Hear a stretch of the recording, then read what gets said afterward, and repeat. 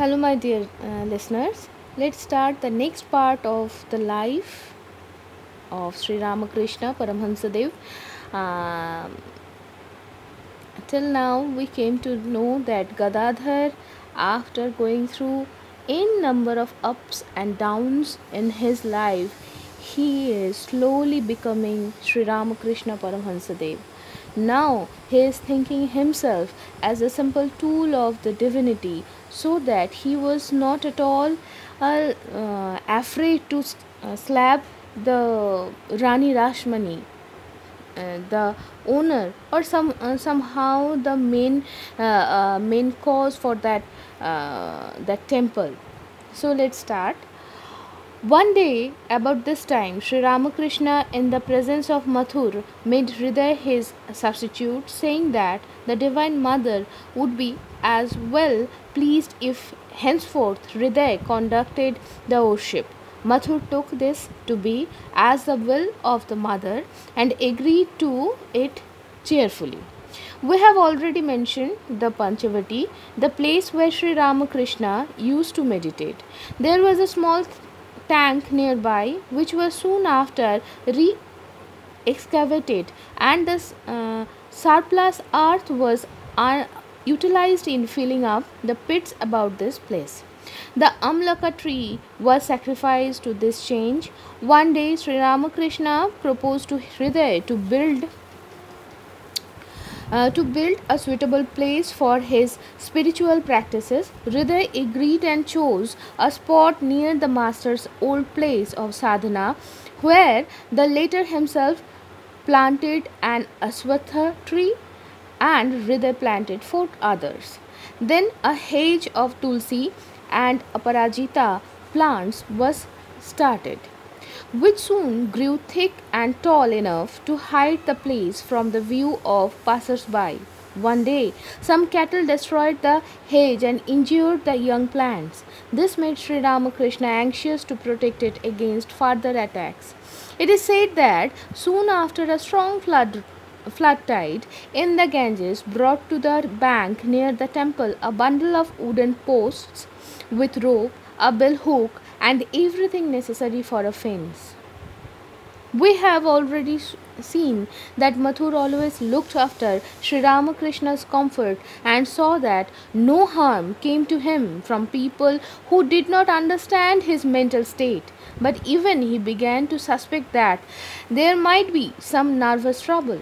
The incident of his slapping Rani Rashmani strengthened this suspicion, so he arranged for Sri Ramakrishna's treatment by an expert physician, Kaviraj Ganga Prasad Sen of Calcutta. The treatment, though continued for some time, brought no relief. Mathur also tried to pursue Sri Ramakrishna to keep his feelings within bounds and to regulate his life in accordance with fixed standards.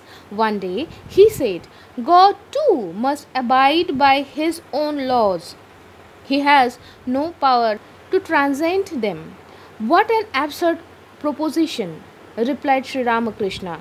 One who has made a law can repeal it at pleasure or make a new law in its place. How can that be?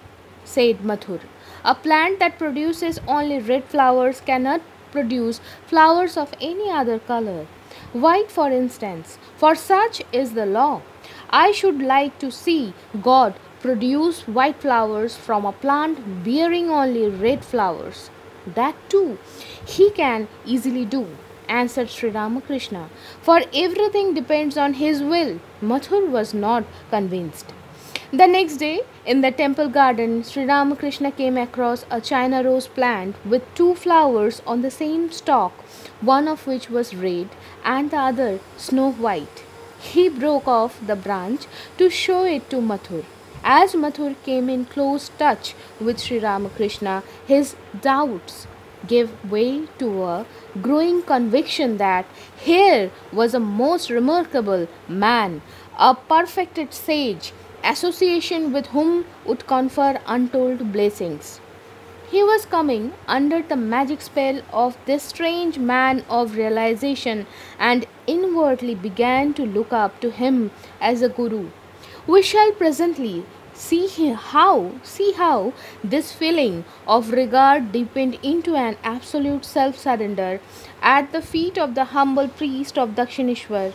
We shall conclude the account of this brilliant period in the life of Sri Ramakrishna by mentioning a few more incidents which happened during these 4 years between 1855 to 1858 of his sadhana. Though Sri Ramakrishna during this period of divine madness could not bear association with worldly men, he did not shun the companionship of devotees. On the contrary, he was eager to be with them and join in their worship and kirtan. Now and then he would go to Baranagar to visit the Dashamahavidya or to Kalighat to worship the Divine Mother and participated almost every year in the greatest religious festivity of Panihati, a few miles from Dakshineshwar. It was in this latter place that Vaishnav Charan, son of Utsavananda Goswami and a great Vaishnava devotee of the time, first met Sri Ramakrishna. It was in the year 1858. Sri Ramakrishna, attended by Hriday, had gone to witness the festival and was seated in the temple of Manimohan Sen when Vaishnav Charan arrived and immediately recognized Sri Ramakrishna as a man of rare spirituality. After a little while, he offered 5 rupees to Sri Ramakrishna, who refused to accept them. Vaishnav Charan being insistent, Sri Ramakrishna told Hriday to accept the money and to buy mangoes and other things for offering with it.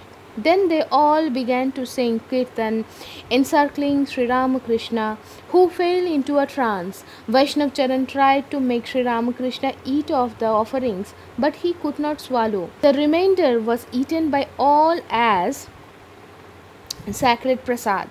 On the way back to Calcutta, Vaishnav Charan, who had ascertained where Sri Ramakrishna lived, stopped at Dakshineshwar to see him, but he was not there.